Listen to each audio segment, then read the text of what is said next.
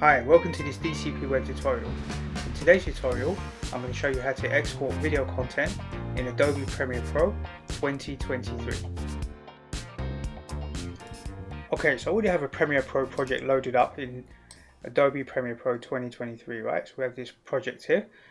This was a tutorial that we did previously, just giving you a beginner's guide to using Adobe Premiere. So if you haven't watched that tutorial, I'll put a link to that in the YouTube description.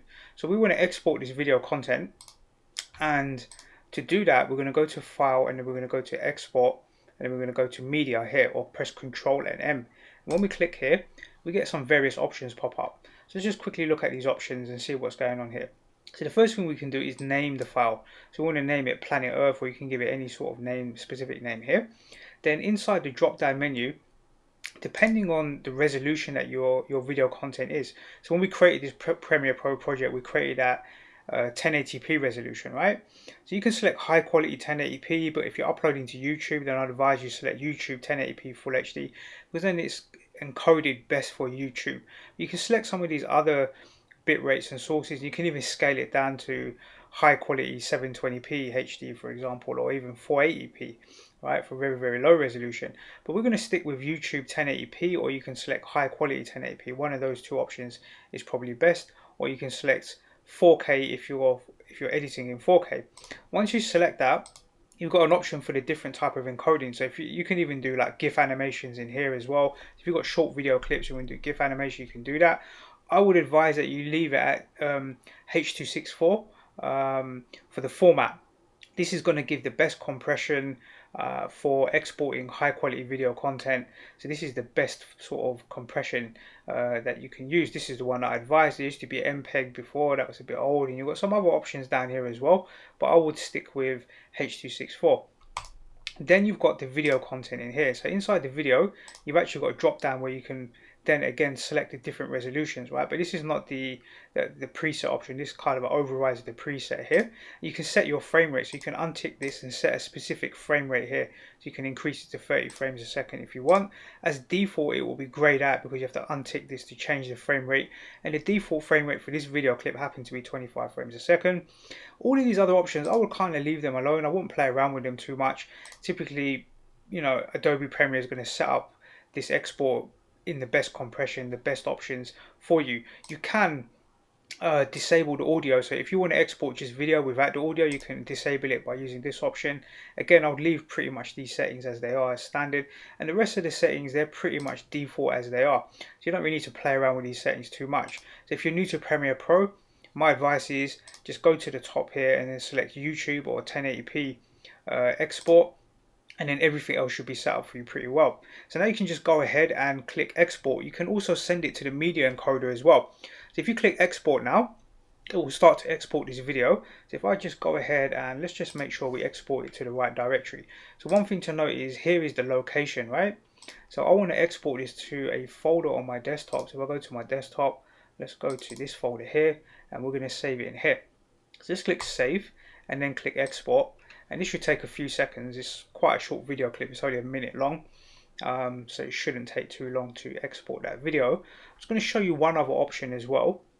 Once this is finished, I want to show you how to use the media encoder as well, where you can export many video clips all at the same time and batch process them. So that's normally how I do it when I'm creating tutorials on YouTube or for YouTube.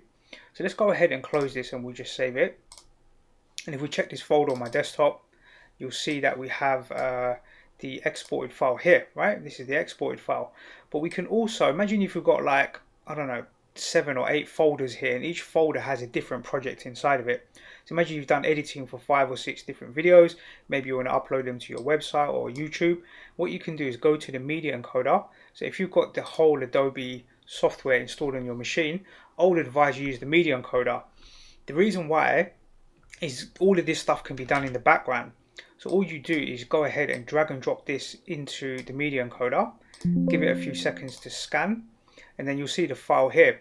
And basically everything is set up for you here. You can again click here on that YouTube option, and then you can go ahead and change the formatting here. You can see there's quite a few different other options in here as well.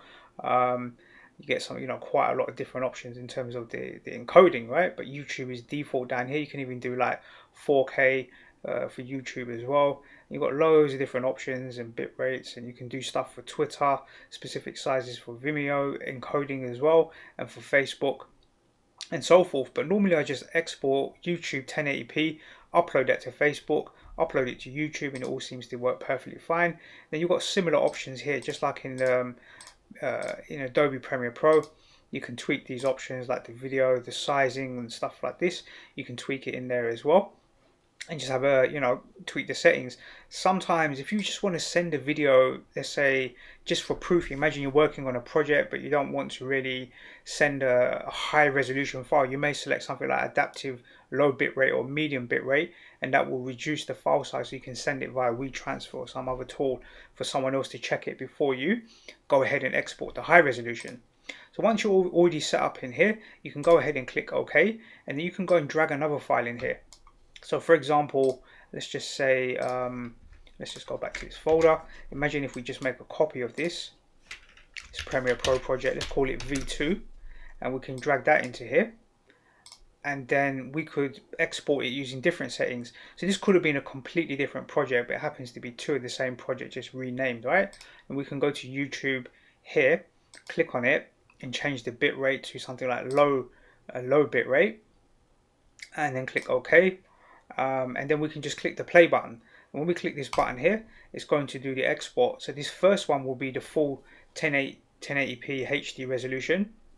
And the media encoder is very, very fast if you're using your GPU as well. So make sure you select your GPU from the render options down here. Make sure the GPU is selected. So that will be the first one done. Right, it's pretty much done. Just give it a second and it will finish that. And now it's going on over to the low bitrate version. If you want to just send that via email to some, well, not email, via WeTransfer or some other method of exporting. So let's just let this finish and we can check it, just to make sure everything exported correctly. So we'll just give it a few seconds. It's almost finished. So that's the two projects exported. Now you can just go ahead and close down the media encoder, and you could have had lots of projects. Sometimes I export 10 projects at a time, right? Now if you look at this file here, you can see it's exactly the same size as this one here. So Planet Earth that we exported from Premiere Pro is 166 meg, and then Planet Earth 1 that we exported from the media encoder, we also use the same YouTube preset, and that is also 166. But this one here is a low resolution version at 50 megabytes, right? So it's almost like a third of the size. So now you can see the difference between them. So that's how I go about exporting video content in Premiere Pro. Hopefully you find that useful. That's the end of this tutorial. Don't forget to smash that like button, and I look forward to seeing you in the next DCP web tutorial.